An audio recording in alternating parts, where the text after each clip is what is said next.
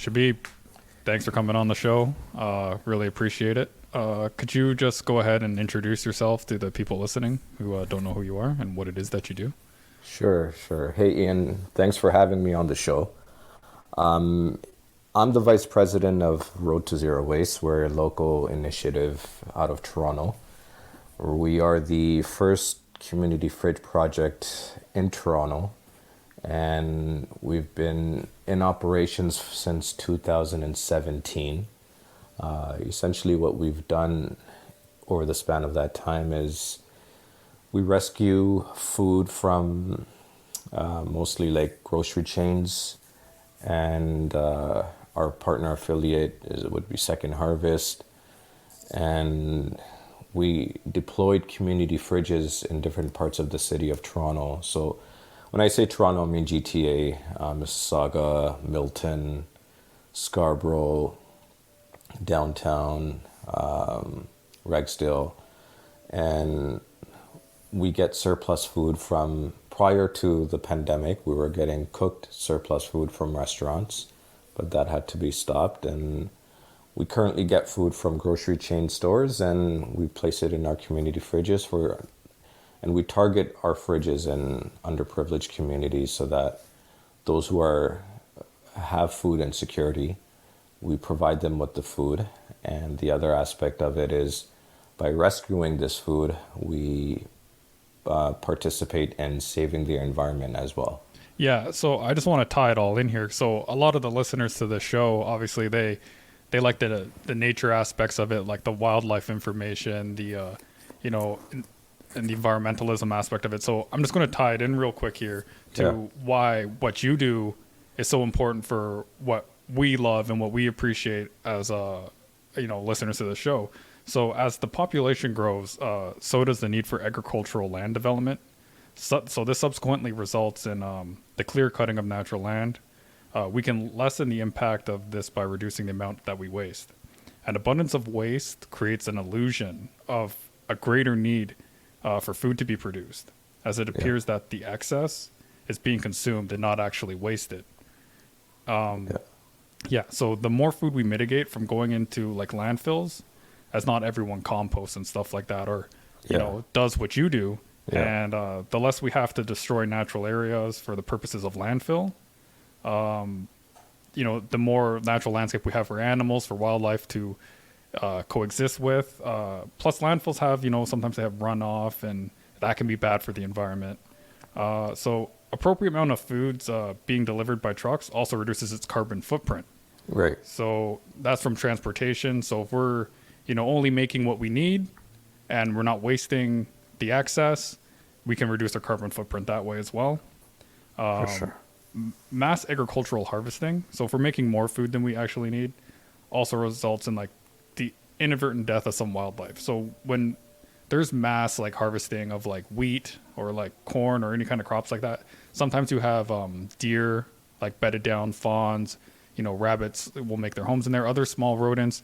And when you have that combine come through and harvest all that up, what actually ends up happening is, some of those animals are inadvertently destroyed in that process. So, the less agricultural lands we have and the more we're preserving the natural landscape is technically better.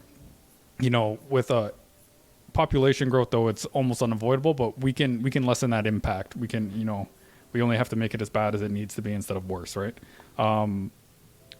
What else can I say? Also, the clear cutting of like natural land, it morphs and changes the natural landscape. So this has impacts like they're kind of like unforeseen until they happen. This impacts the watershed, the water tables. So unforeseen impacts can happen to surrounding ecosystems because there's little things we don't know that makes them interconnected. For sure. And we can have like the growth of deserts and stuff like that happen, and when we're kind of like taking all the nutrients from the land and the soil. And also garbage disposal practices. Wildlife become dependent on human garbage. We have nuisance raccoons. On the West Coast they have bears, and we have to kind of try to mitigate how much scraps and waste we're putting into the garbage unnecessarily, because now we're developing bad relationships with wildlife, and they may need to be inadvertently like euthanized or destroyed if they become too much of a threat or a danger to us in general. So I'm really like thankful and grateful for you coming on the show and spreading like awareness about what it is that you do, and that it is what you do that you do. But Yeah. yeah, like I'm glad you're making a difference and like trying to make positive change in the world. So what are some current projects you might have going on, or some initiatives, or uh anything you really want to talk about, man? Like go ahead. Yeah. Like Yeah. I mean, I'll tie into what you're saying. Just the last fact that you mentioned, where, a lot of food waste in households itself, and it causes wildlife in BC, being bears, or in Ontario, raccoons. I just wanted to ask you, did you know how much per year annually the average Canadian household is wasting as far as food waste is concerned? I don't know, but I imagine it's probably a lot. Yeah. The average household, the average Canadian household itself is wasting in surplus food $1,600 annually. Every year, so basically what that amounts to is every time you go to the grocery store, you pick up 3 bags. One of the 3 bags, it's going to be tossed into the garbage. And that's a big concern, because not only does it affect our pocket, but again, it's affecting the wildlife, number one, and it's affecting more so the landfills as well, which obviously food waste is one of the major contributors to carbon emissions. And comparing food waste to landfills, the emissions emitted by food waste into our atmosphere is 28 times more potent than fossil fuel. I don't know if you're aware of that. Do you know why that is, or is It's just that when food decomposed, and the type of emissions that are being released from the food, those are like the scientific transformation that the food takes when it decomposes, when it releases its emissions. And because it's when you go to a landfill, so? what you'll find is that there's a lot of food being compiled over on top of the other. So it's very difficult to remove the food from the landfills, and because it's being compiled one on top of the other, it's a lot more potent than fossil fuel, because fossil fuel is being produced. The compost in landfills is stagnant. It's like decay. So what you're It's saying decay, so is it's that caught. decay is a greater uh, producer than the burning of fossil fuels in comparison, for like 1 to 1. It's 25. It says 25 to 28 times more damaging to the environment. Wow, Yeah. it's interesting. Yeah, dude. Like I wasn't even aware of that. That's another example of why we need to kind of mitigate our waste, and obviously like compost efforts. Maybe having like a compost in your backyard. We do have Yeah. like green bin initiatives in Ontario, and probably other provinces have it as well, which kind of help mitigate that. But we can't get rid of all of our like our food Absolutely. byproducts. Like obviously we can repurpose a lot of stuff. Like we can use eggshells in the garden and stuff like that. But there's a lot of like food byproducts, like bones and stuff, that people won't necessarily, you know, repurpose, or you have like a reason to use it. So it'll just end up in the garbage, right? So, Yeah, and that's one of the things that we wanted to introduce with our community fridges, is that many times, even if it is a can of beans, or things that, even if we organize our personal fridges appropriately, we're using the things that are quick to rot, and we leave it in the front portion of our fridges, where it's more accessible, we'll be more apt to use those things. What tends to happen a lot in our households is things get left behind the fridge, and you know how the old saying is that if it's not in sight, out of sight, out of mind. And a lot of times what happens that with food, it's out of sight, you lose track of it, and eventually you end up throwing it away because it's not good anymore.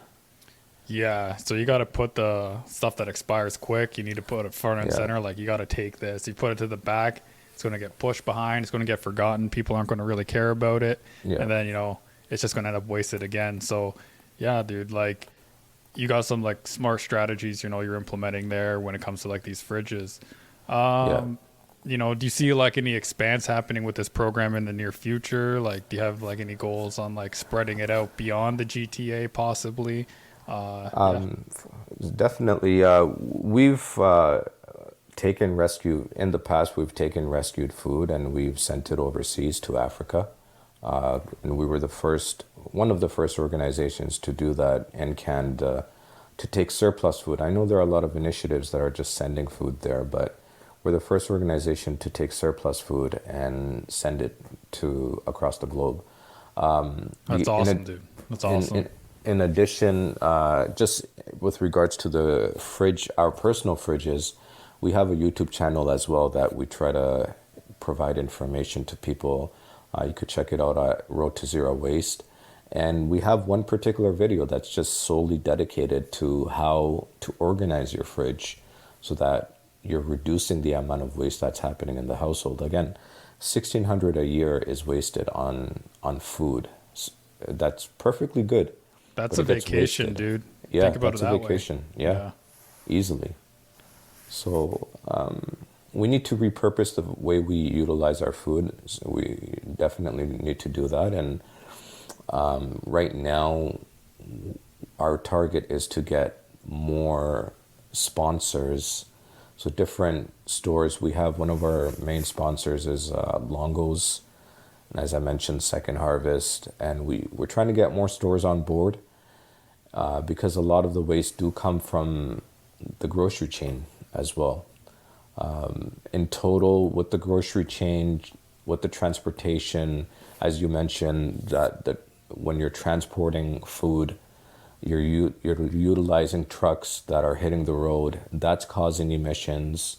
The amount of water that we use, the amount of all the resources that we use in total.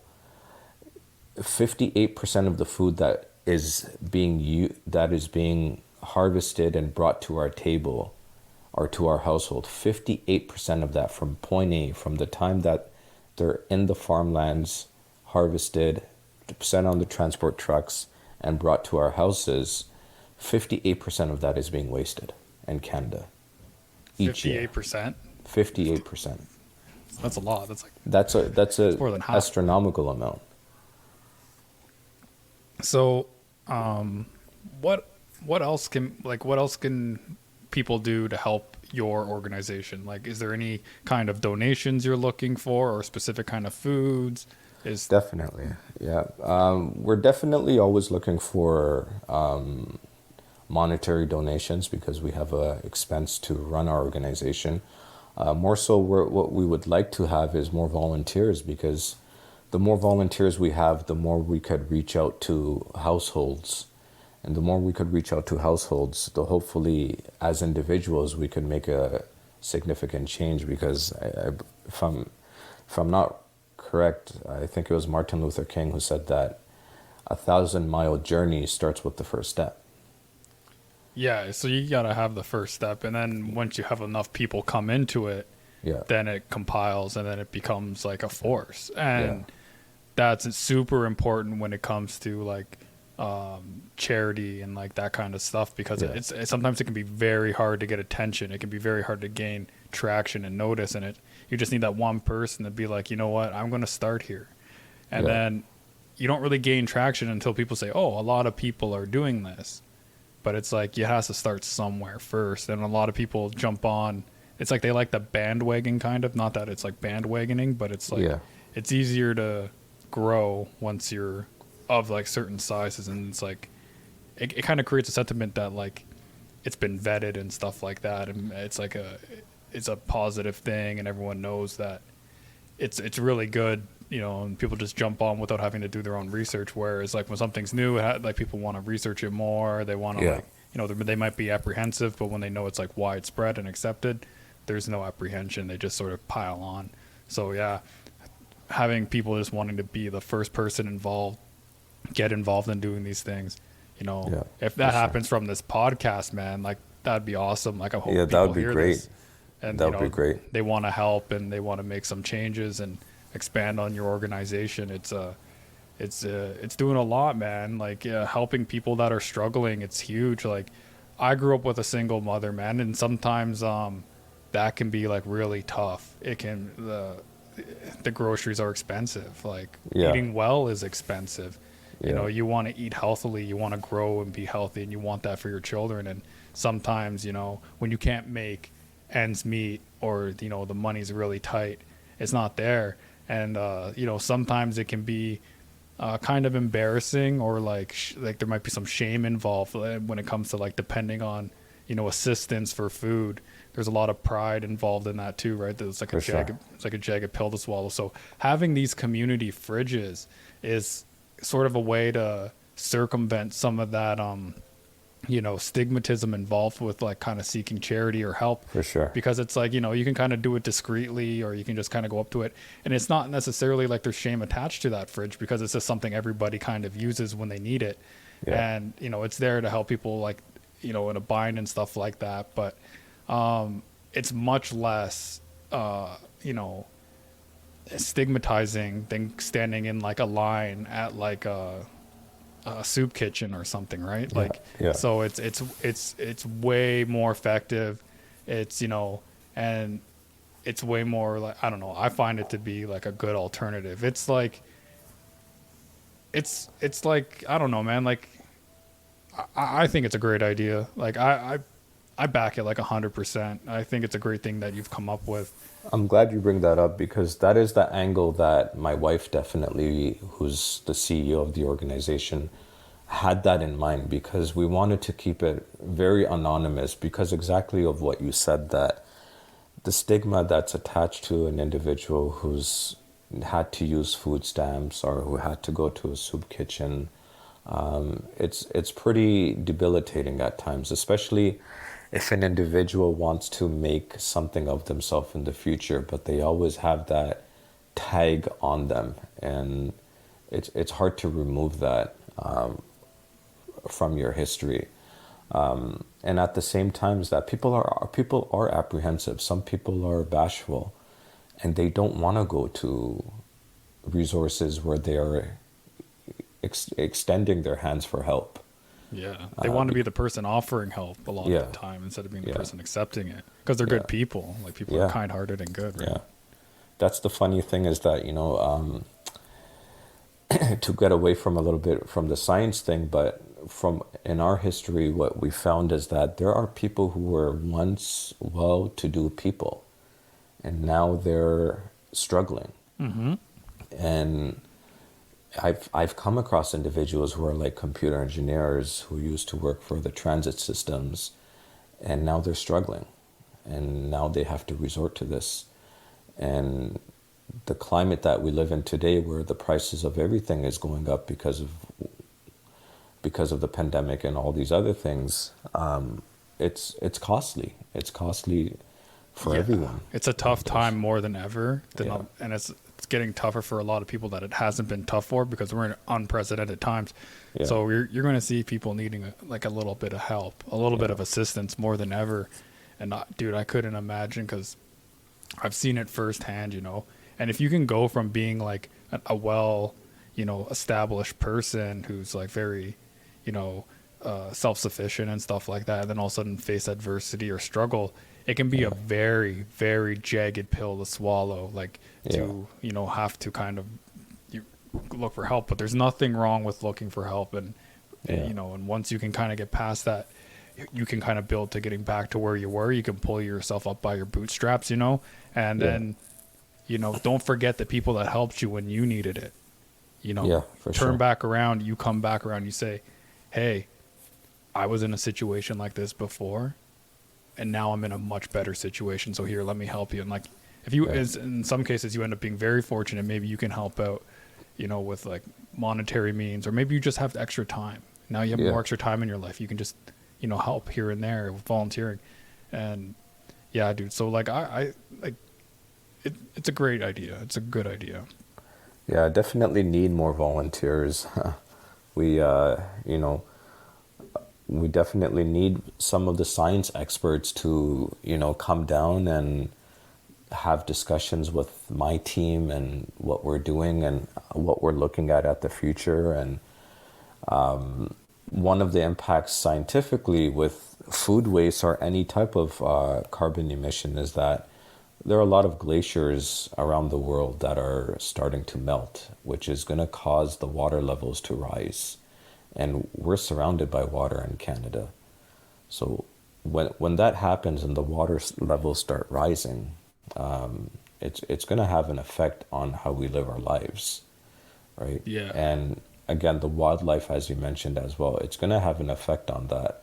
Uh, Deforestation is also going to cause a different type of effect. So we need to be like, I've come across individuals who say that is it just a farce, this whole climate change thing? But I keep trying to educate people, and we try to educate people with our YouTube channel that it's not something that's people are just putting a blindfold in front of our eyes to say that this is climate change is such and such. It's happening. The water levels are rising. Permafrost in different parts of cold, like where they have cold weather constantly, Yeah. Cold permafrost climate is starting to areas, yeah. melt, where it's starting to produce it's starting to release illnesses and such that is unprecedented to us. And when that happens, I mean, we're fighting a pandemic right now, but when there are certain diseases have been frozen in permafrost for thousands of years. Yeah, And that's a concern, is that maybe some bacteria or some pathogen that is ancient that perhaps we're not as protected against now as we once were through our evolutionary, yeah, like our biological evolution, yeah, could come back and haunt us, or wreak havoc upon the population. yeah, It's a theory. yeah, Yeah, the climate debate. It's interesting. I know people on both sides of the fence, so I don't really like to get too political about it. But you know what? This is what I say about this: is that even if you dispute it, like, it's not a good experiment to do on the Earth in general. yeah, Like, okay, let's say, like, for the argument's sake, like, let's say it's not. But why would you want to anyway? Like, why would you want to put all the CO2 into like the atmosphere when you don't need to? When there is good alternatives, like, and why even like risk the possibility of like the detriments of that? You might as well err on the side of caution, right? Like, for sure. especially if it's practical and we can move towards that. And plus, in the long run, ultimately, that's going to be, we want to get to like a clean society. We want to get to a clean, sustainable, renewable society. We don't want to like keep everything in, the past and doing things the old way, because the old way isn't necessarily the right way. It was just the way we had to do it. Yeah, And once we, improve upon, economics, when we improve upon like infrastructure, we improve upon like all these different things that we used to like improve the way we live our day-to-day lives. Like, 100% we should do it. Like, we should be preserving this earth as much as we can, because yeah, it's the only one we have, really. Like, the yeah, other planet beside us, like Mars, like it's cold. It's like minus 200 degrees. You can't step outside of that. The oxygen's not breathable, and the landscape is very boring. It's all like rock and desert. It's not yeah, it's not the yeah, great, like, so even if you could make like bases on that planet or whatever, it's kind of like, it's not the same as Earth. Like, the Earth is beautiful, and we should be preserving that beauty as much as for we sure. can. And the biodiversity as well. Like, a lot of like animals, like, they have unique genetic builds, even if they're just like different variants of like certain animals. And biologists can take that information and help use it to like make vaccines or medication, or treatments to help better society, or like just scientific developments in that sense. Yeah, I could go on forever. I really could, but I'll Yeah, pass it back to you. yeah, for sure. And I know that I know you don't want to get political, but there are like companies now that are looking at carbon credits.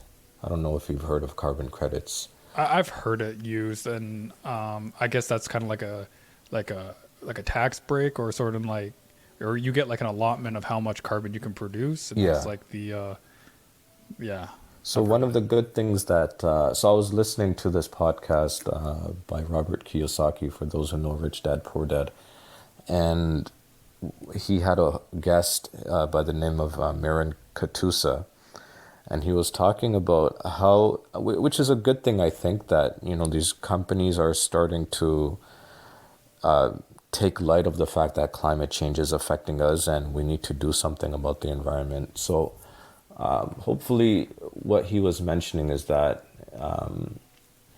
Delta Airlines is one name that he mentioned, and I think Amazon is working on things on the background where when they sell a product or when you purchase a ticket for Delta Airlines, what they just like how we have nutritional facts is when we buy food or when we go to the restaurant and stuff, they now have to, it's mandatory to put nutritional facts. It's going to be mandatory to show how much carbon footprint is being left by purchasing this item or that item on Amazon, or if you buy a plane ticket, how much carbon footprint is being left. If they, and they're going to provide you with options as well, which will leave less carbon footprint. So that's one of the things that companies are doing now, which is a good thing. A lot of the times it's been left on the government to fight this battle, but big companies are getting involved in it too, to understand that we cannot, definitely we cannot continue to impact the environment the way we are and not make any progress, and do, as you mentioned, that we've been doing things for such a long time, it doesn't necessarily make it the right way. So I'm glad that there are companies. I mean, I'm sure there's a lot more detail and stuff behind it, and I suggest that if if you have time to take a look at the podcast by Marin Katusa, and he explains carbon credits and he explains what these companies are looking to do, because it's going to affect everybody, right? Whether it doesn't matter what class you're on, elite, middle class, lower class, affecting the environment the way we are right now, it's going to affect everybody. Yeah, but the thing is, some people will experience those effects sooner Yeah, than others. But yeah, like we do have the one. It's just the one planet, right? And we got to take care of it. It's like it's a little pale blue dot in the middle of like a ocean of nothingness, like in relative terms to like our like size, like in the yeah, galaxy, so yeah. in the universe at large. But yeah, man. Um, Anything else you want to talk about, like in regards to stuff you got going on with zero waste management? Well, what hopefully in the next week or so, we are launching a new community fridge in Mississauga. We had a few fridges in Mississauga, but we're opening up another one in this upcoming week. Basically, it's at a women's shelter, and That's a great place to put one. yeah, and because of the pandemic right now, a lot of the funding for the shelters have gone down because the funding are happening by big corporations and such, and big corporations are taking a hit right now. So because of that, they haven't been able to provide meaningful nutritional food to their residents at these shelters. So we're opening up another community fridge there where we're going to be placing our food into this community fridge where the residents of that place could utilize it. Yeah. And they could utilize it in a way where it's anonymous, and it's indoors, so it's well monitored by their security systems. And there's always the fear with community fridges being abused, because that's, everybody brings up that concern. A lot of our community fridges are indoors and they're monitored by security cameras, and they're available when the building or the premise is open. But we have that all on our website at roadtozerowaste.org. And we do have some that are outdoors as well. Those are monitored by our volunteers every 2 days. So we keep track of what's going in and what's going out, and at our best, we try to mitigate any type of abuse that happens of the fridge. It is a challenge because it is anonymous, but it happens very rarely. It doesn't happen as much as people think. Yeah, no one's really gonna. I don't feel like people are really gonna abuse like a charitable thing like this. Yeah, And if it is, it's probably like a one-off or like, you know, just a kid not thinking or something like that. yeah, It's yeah, I guess that's a concern. Like you could raise it, but it doesn't seem like it carries like that much of an issue. Like who's really going in and being like, okay, I'm gonna steal yeah, like a couple sticks of butter. yeah, Like it's like what? Like yeah, there's not a high profitable gain to that, right? Like yeah, yeah, the incentive isn't that great, and it's sort of like, you know, and if they do steal that kind of stuff in large quantities or they abuse it, maybe they need it, you know. yeah, So it's kind of like it's is it fair in terms of like sharing what's there to be distributed evenly? Maybe not, but you know, if someone needs it and they're going to use it and they're not going to waste it, I guess like yeah, it's not the greatest answer, but it's not as it's better than just throwing it out and wasting it, yeah, right? So for sure. yeah, That's how as we long as look at it someone's as well. belly's getting full.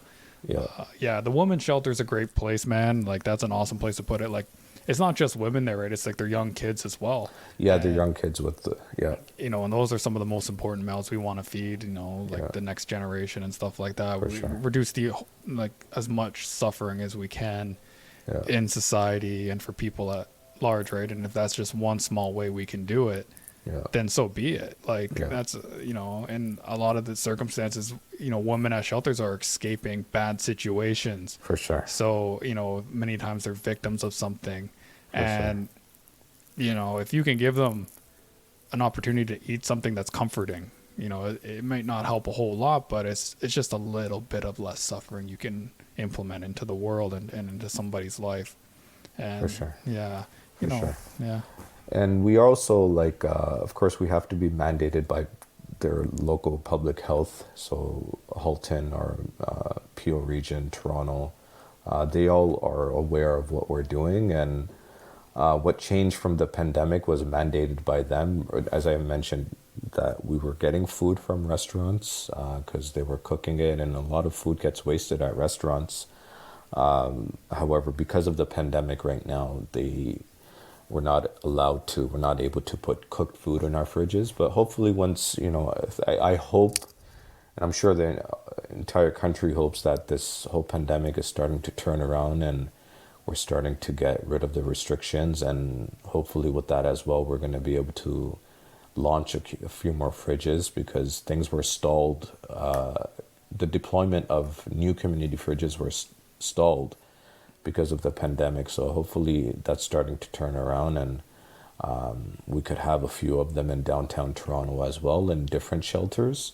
We have agreements in place with First Homes of Toronto to launch 2 or 3 community fridges for their shelters over there. And once the pandemic is over, hopefully we could start launching those as well. And again, we need to. Sorry, I'm still not sure about that. So sorry about that.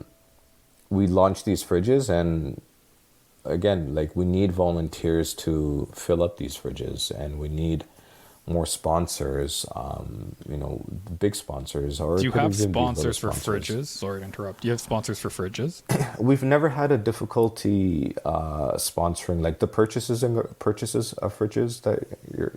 Is that what you're alluding to? Yeah, or like maybe Yeah. like donatable fridges, even though it might be kind of like questionable how dependable they are. But is there Yeah. like a manufacturer or distributor of fridges maybe that can get involved, or Yeah, is it manufacturer or distributor of fridges could definitely get involved.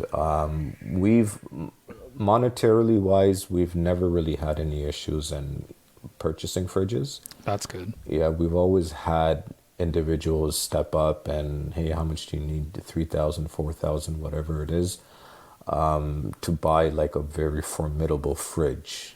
That's never really been an issue for us.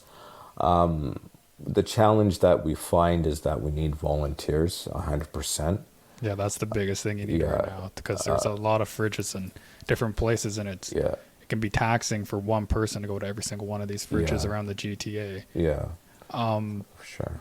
What about the idea of people being able to donating fridges? Let's say they have a perfectly good fridge, they buy a new one, and they're just gonna give it away at the curb, or they're just gonna, you know, I don't know, put it on Kijiji for cheap or something.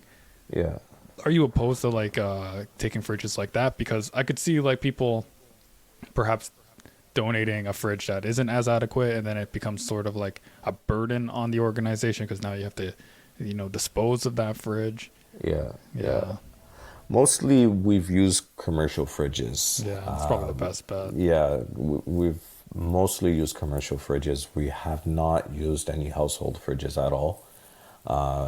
Only because of the longevity of it and the usage. So we need something that's a lot sturdier. And if there's a restaurant, for example, unfortunately, you and I both know the reality that a lot of restaurants have closed down during this time. And if there are fridges from commercial restaurants that unfortunately have had to close and they would like to donate it, then definitely we could consider that. Oh yeah, that's an idea. That's Yeah. awesome too. Yeah, or they're liquidating their assets. Maybe you could get it for Yeah, a little bit a lot. more cost effective in Yeah. that sense. Yeah, for sure. That's a good idea. Yeah, man. How long did you want to go on this? I'm good to go as long as you are, but I don't want to keep you if you gotta. No, I You're mean busy. I'm good until 6 o'clock. I Okay, like cool. what you're doing. I'm glad that there's another individual at where we are that's doing something like this. I'm glad. I thought that I was one of the few individuals because I do this. I do my Road to Zero Waste, but because I make videos for Road to Zero Waste as well, I developed a skill there. So I'm glad that you're doing a podcast.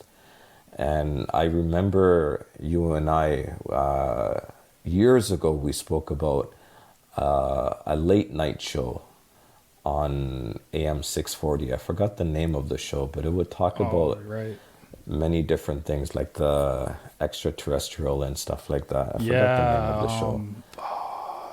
It was George Norrie. He Yeah, was the yeah, host, and yeah, what yeah, I yeah. can't remember what it was called. Yeah, I can't remember the name of the show, but I'm glad that you've picked up this podcast thing and you're doing something aside from just what we do.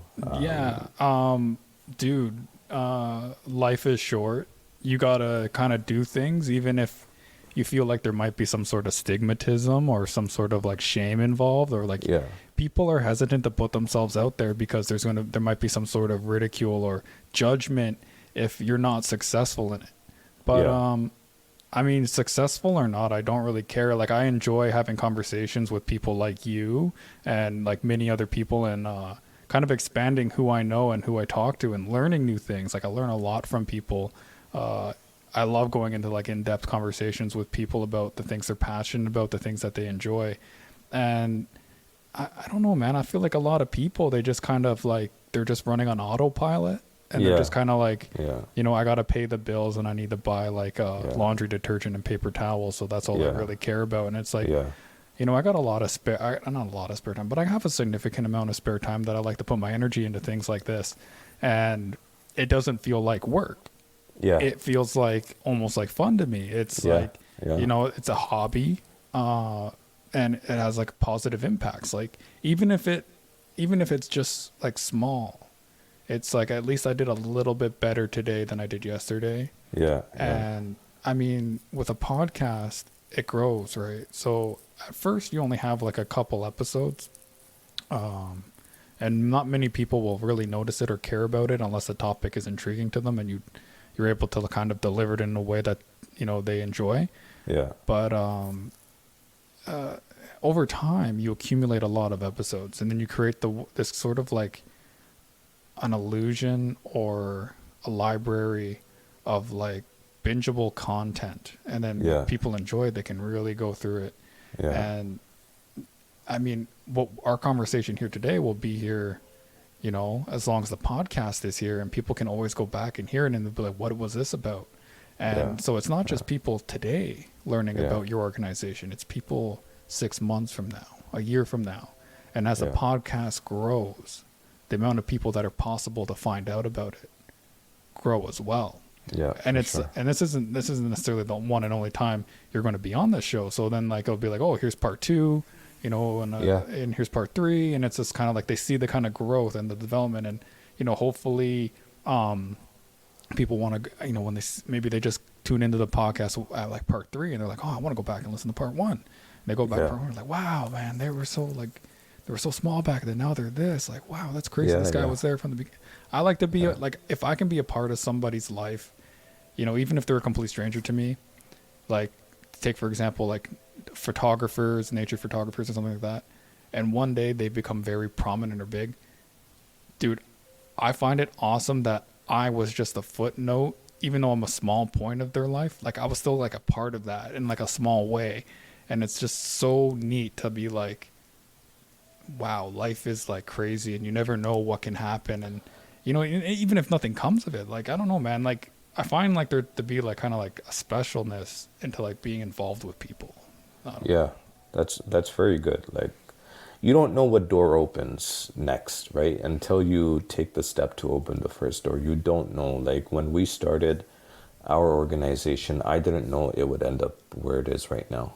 Like I had no idea. I thought it was something that would start and then, probably like run it for a little bit and then see how it goes and stuff like that. But I didn't know that we'd be opening up one fridge after another, and that it would take me into an interest, which is videography for me, and it would take me in that direction as well. So you don't know what door it opens, and unless you make an effort and you're consistent with it. And one of the things that I suggest is that be consistent with the podcast, which you are. I kind of dropped the ball a bit this month, but there's always scheduling issues and stuff like that, Yeah. and commitment issues with people. But I figure at least getting like 4 a month, which is about one a week, even if it doesn't come out that way, it's like at least it's consistent in a Yeah, in a and it'll little grow. sense. It'll grow. Yeah, You yeah. know, I gotta just keep plugging, buddy. Just keep Yeah. going. Consistency. Yeah, that's it. The rule It's of consistency, yeah. Yeah, that's the thing. And consistency, like, there's like if you're posting something on YouTube, if you're consistently posting something, your hits are gonna go up. Your viewership is gonna go up. It's just Potentially. I mean, you gotta hope for like maybe something to go viral or something to Yeah. be, significant. And the more you produce it, you only increase that chance of hitting that kind of lottery Yeah. over and over. And I don't know, but there are people that do spend years in mediocrity, but I'm okay with that too. I'm fine with that too, because this is fun, it's enjoyable, it's Yeah. helping people, and I don't know if it ever doesn't become enjoyable or fun, or if it's too time consuming and I don't enjoy it anymore. Well, Yeah. then I guess maybe I stop. But Yeah. you know what? I don't know. I don't want to right now, and I hope I don't. So I hope to keep it up and just like keep, and dude, like I think you might be the first charitable organization I've had on here. And there's been a couple times I've tried outreach to other people and other organizations, and it hasn't really happened. But maybe this is just the start of that. And like, there's a lot of good causes out there, and I'm glad. There are. And I'm glad you approached me to do this, because it means a lot to me. It does. Like for me, it's a first step in a lot of things, right? It's the first, charitable organization. It's a very like, it's an impactful podcast. It's a thing that awares people. It's not kind of just talking about fun or interesting things or Yeah. crazy things. Sometimes we talk about on here like paranormal stuff and that kind of stuff that people just kind of like to put on in the background and go, huh? But yeah, man, like super thankful, like super appreciative that you approached me to do this and have this discussion about this topic. I kind of got a sense that you thought maybe I'd be apprehensive of doing it or something, because you maybe like the tie into the environment wasn't there. But I was like, I'm going to make it work. Like there's a way and I'm like, I know 100% this ties into what I'm all about. So Yeah, yeah, for sure. Like food waste definitely ties in because and to our environment. As I said, like yes, fossil fuels are there. You know, manufacturing is there. Even our gas usage, it's creating carbon dioxide in our atmosphere, and it's impacting our environment. Food waste, as I mentioned, it creates methane gas, and it's 25 to 28 times more potent than the other gases, because those other gases, they're being renewed, they're being utilized kind of every day, so they're more fresh in that sense than decaying composting food. prolonged decay. Yeah. Prolonged, it's not fresh. It's, and that's why it's that much more potent to our environment. So yeah, food waste definitely plays an impact in Yeah, like the even world just that we the live just like today. the waste practices too. Like, Yeah, you throw your garbage at the end of the curb. yeah, If you got like a lot of food refuse in there, wildlife's going to crawl in there. They're going to get in there. You're going to get rat problems in inner city areas. You're going to get raccoon problems. Those are kind of like nuisances, but rats can pass diseases and yeah, stuff, and yeah, yeah, fleas and lice onto humans. So yeah, you have for to be sure, cautious of that kind of thing. for sure. And then, in the more remote areas where there's larger populations of bears, those can pose actual physical threats to humans, where bears are breaking into your garbage, into your garage, potentially your house, to get to the refuse, and then maybe, your pet animal is there, then they fall prey to this bear, or, Yeah, God yeah, forbid, young children, something like that, yeah, or in the middle of the night, you're just sleeping and there's like a rumbling in your house. Like, it's a terrifying thing. yeah, And this is where, zero waste management is super important when it comes to like impacting like our respect for wildlife, the yeah, way we coexist, the way we get along with wildlife. It's an important thing for to me, sure. I think. And I don't know if you've seen this recently, but there's been this thing going around in the news about this bear. He's been nicknamed Hank the Tank, and it's kind of like comical because he has like a very long rap sheet of like basically break-in enters into Oh, people's wow. houses, and something insane like 130, and he's just kind of like unstoppable because he's so fat from just eating like pizza and like pop cans, and Wow. like he's a 500-pound black bear, which is like pretty big for a black bear because I think they're usually like around 300 pounds. Yeah, that's So right. he's just become this juggernaut, and he's just using his weight to his advantage. So he's just like pushing into garage doors, and they're just busting open, and he's getting in the garage and getting into the waste. Jeez. And but see, I have a big heart when it comes to wildlife. So even though this bear is problematic, I see it as being a byproduct of like human arrogance or human negligence. Yeah, And like, maybe people were even feeding this bear at some point, and like making it like depending on humans. So the issue with him is now wildlife like enforcement may have to put him down. And because I like wildlife and I like animals, I don't really want him to be put down, but there's an issue. If you relocate him to like remote wilderness, he yeah, will likely die yeah. He won't because survive. he's very fat. He's probably lost his way to hunt effectively. So Yeah, he's very dependent on humans. And if there's no humans around, he's probably going to starve and yeah, like, have a slow death that way. yeah, But if yeah, you just relocate him to like a different area or neighborhood, he just becomes another like population's problem. yeah, And, you can't have a bear busting into people's houses because we got to protect people too, right? And like, right. small animals and pets that we have. And, property damage is also like a thing to consider. But for me, the only real solution I see is maybe working with like an animal sanctuary that has the property or the land to, maybe help build infrastructure to build a sanctuary for this bear. Yeah, So I don't know if you know this, but I recently started like a GoFundMe for, in an effort to sort of do something to keep this bear from being destroyed, but also letting it live out the rest of its natural life. And, living in sort of like a zoo-like area isn't ideal, but if you build a big enough enclosure and you give it enough enrichment, like with fruit-bearing trees, berry bushes, maybe even a small lake or pond that you can stock with like fish. Lots of tree cover, lots of, you know, boulders and rocks, and you build sort of like these uh, caves and stuff for it to kind of live in, and you just make the enrichment really good for the animal. Like probably you could, depending on how much you generate in donations, you could build a phenomenal place for like a bear like that. And obviously we can't do this for every single bear that becomes a problem like this, but we got to stop our toxic relationship with wildlife and how we coexist with it.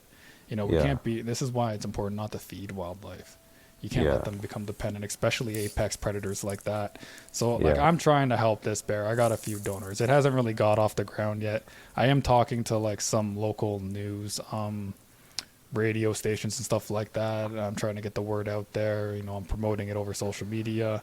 I'm working with, a lot of other kind-hearted people who also have like the change.org petition. I've signed that. I gotta put that change.org petition on the GoFundMe later today. So yeah, man, I don't know. I hope I can make a difference. I mean, times are tough for a lot of people, so donating, isn't an option for a lot of people. But just sharing the awareness of it, I think, is equal to or even greater than a donation, because you don't know who you're sharing it to may make a contribution that is greater than whatever, something that you would have done or could do. Yeah, I don't know. Just thought I'd throw that in there. And this is out of California, right? Yeah. This was in California, Lake Tahoe area. Yeah, for sure. I mean, you're right. Like, a lot of it comes down to how we like discard our food and our garbage and our recycling. And if we do it effectively, that intersection won't happen with wildlife. A lot of the times, I mean, our municipalities are trying to provide us with green bins that are lock secured, right? But because we're not discarding things properly at home, we're mixing our compost with our garbage and our recycling with our garbage, things become more accessible as well. Yeah. And when we make it accessible, the raccoons will come. I mean, that's what they feed on. Yeah, the raccoons, man. And like city raccoons are big and fat and like they're just beasts. They don't care. The ones out in the countryside are like wiry and kind of smaller. It's funny like seeing like a city raccoon to like a countryside raccoon. It's like, oh my God, they're so dependent on us, and it's just like they're evolving into like their own subspecies of just like giant raccoon. Yeah. I have a story like with the raccoon. I was placing something in our community fridges in the downtown area, and I think it was an adolescent raccoon. It couldn't have been an adult. And what happened is that it came up to me and it started to climb up on my legs. Wow. Yeah, it came that close to me, a raccoon. And so someone's feeding that is... Yeah, someone's feeding it because it came to me. I had food with me, and I look down and I see this raccoon at my feet. And raccoons never come that close to humans, but I guess someone was feeding this raccoon and it felt comfortable enough to come up to me. See, it's a weird thing because I understand people wanting to have like a close bond and connection to nature. Yeah. And they feel like, oh, I was able to gain the trust of this wild animal. Like, this is special, this and that. And it's like, oh, yeah, I guess maybe. But like the detriment it's also doing, it's not seeing you as... a lot of animals may not be seeing you as an individual. They're just seeing you as a collective. And not everybody will be as kind and as nice to that animal as you are. So you have to also think about it that way as well. Some people will be cruel to them. So you kind of want them to have that fear of people for their own sake. For sure. Yeah, dude. I don't know. Like it's a complicated thing because there are circumstances where feeding wildlife is like considered to be more acceptable. Yeah. When it comes to like bird feeders and when it comes to like feeding ducks at the pond. Yeah. There's weird circumstances, or like the chipmunks at the park. Like for some reason, that stuff's okay because it doesn't seem to really have that much of a negative impact on society or these animals. But yeah, I don't know. When it comes to like sort of like the mammals, It's a Well, large I fish mean, eat a large. 500-pound bear could be a lot more dangerous than a squirrel. Yeah, That's for Hank sure. the Tank. Yeah. Yeah, I don't know. I hope they don't end up destroying that bear, but Yeah. I mean, it You could seems like send me the link that you have. I'll definitely pass it around and stuff. yeah, that's awesome, dude. I Yeah. appreciate it. I mean, right now it's small. There's only a few people, so it's kind of it's hard to get behind things like I was saying earlier, right? When it's Yeah. like it doesn't seem like it's going to be very significant or anything like that. But like I was reading the headlines about him today, like there's a huge outreach right now for him, where people are like calling and being like, "Don't kill him, don't kill him." So like the GoFundMe hasn't really gained traction, but this sentiment is there. Like it is there. People Okay. don't want it to die, but you Yeah. know, because people are like me, you know, in a way. They don't want animals to suffer the consequence of our negligence, and that's basically what it is, right? I feel like even though me and you aren't directly responsible for this bear, but let's say as a collective of like humanity, it's like he becomes our responsibility. Like we mess this up. We need to fix this. Like, Yeah. you know, and what, because now he's inconvenient for us, we're just going to kill him. Like it seems like a very like easy solution to a complex problem, but it's an unfortunate one too, man. It's not, I don't know, it's not fair to the animal that he's basically our Frankenstein. We created Yeah, him. we created him. We created him, and now it's like Yeah. it's like, you know what? Sorry for creating you. Here's a bullet. And Yeah. I don't know. That's the way I look at it. And it's like, come on. Like, and obviously, like, you can't rehabilitate these animals. Like, they're very difficult to rehabilitate if you Yeah. can ever. But I mean, I don't know. I guess a sanctuary is probably his best bet. I mean, which is akin to a zoo. And people have like their opinions on zoos as well, that you know, Yeah, they think yeah, they should yeah. live in the wild. Yeah. And then you get into sort of like the ethics and the morals of like, you know, what to do with a bear like this. It's like, oh, well, some people are on the side of like, we should just remove him to the remote wilderness. That's where he belongs. You know, if he dies, he dies. That's nature. That's how it goes, you know. And, you know, maybe he will pull through and he will live. And if that's the case, then that's great. So people have a lot of different opinions. Or at least like you know. where we can maintain him to, you know, probably like get him to 400 pounds or something and then release him Then into the release him, wild, yeah. right? So then he's a little bit quicker and Yeah. maybe, yeah, there could be short-term rehabilitation like that where you could get him, like, get his weight down. Yeah. You could put a radio collar on him to track his whereabouts, so you know if he's making his way back to civilization, you're gonna have to go and kind of, Yeah. you know, deal with him again. Yeah. Reroute him to back into the Yeah, nature keep and rerouting, stuff. but that can get expensive, right? Because Yeah. now you're paying employees Yeah. to go track him down, to tranquilize him, Yeah. and moving a bear that big, tranquilizing Yeah, it, like that's not a simple hard. feat, especially if you got to get him into a massive crate. Like, Yeah. yeah, no, it's not an easy feat, like at all. Like, you could place a trap for him, but that trap would have to be, the trap is very large. It's a large, durable cage. So it has to be like accessible to get it onto like a flatbed or like some sort of transport unit as well. It's not like you can just Yeah. go very Yeah. remote with these traps. It's like, Yeah, no, yeah. like they have to be accessible traps as well. Yeah. So yeah, I don't know. yeah. It is a hard thing to like drag a bear out of the woods like alive. You know, even if it's sedated, it's not easy. And if it wakes up, it's just going to be like terrifying for everybody involved. Anyway, dude, Yeah. we're getting closer to 6 o'clock, so let's just have a couple minutes here dedicated to how people can get involved with you. Like, we'll get very specific on the contact information, I guess, and like the For sure. websites in detail, so people don't mess it up. Sure. Our website is road20waste.org, and that's all spelled out, road20waste.org. You could volunteer by just providing us your information on our website. Otherwise, we have our email there. We have our phone number there as well. You could feel free to give us a call, and anything really, like for transportation purposes, or if you know a storefront that's willing to make some donations to this cause, or someone who does website development, someone who does videography, who could assist me in doing videography. I mean, our expert, like, our resources are limited, so we definitely need people who could bring different things to the table. Even if we bring like an environmentalist on board, and I've tried doing that, but again, people are apprehensive. So there's a whole, list of things of volunteers, graphic designers, and such. What I say to people at the end of the day is that don't look at it as a favor to me necessarily. Look at it as a favor to the environment.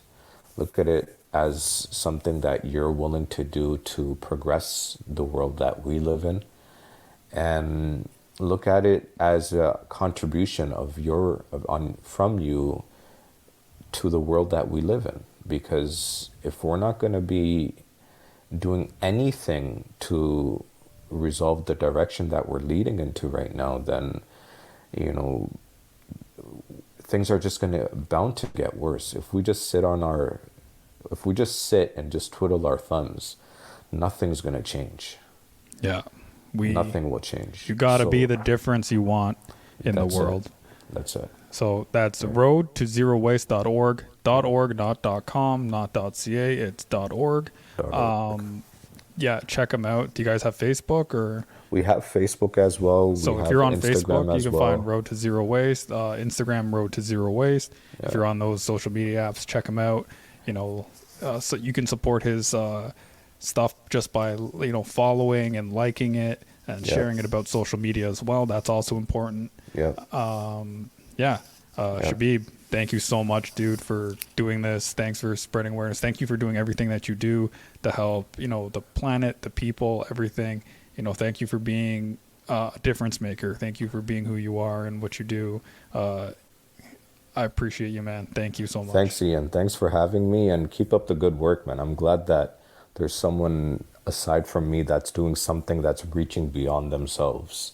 Yeah. I'm happy that you're doing this, and keep up the good work and stay consistent. I think you will grow. All right. Awesome, dude. Okay, Cheers. thanks, Ian. Bye. I'll see you around. Bye.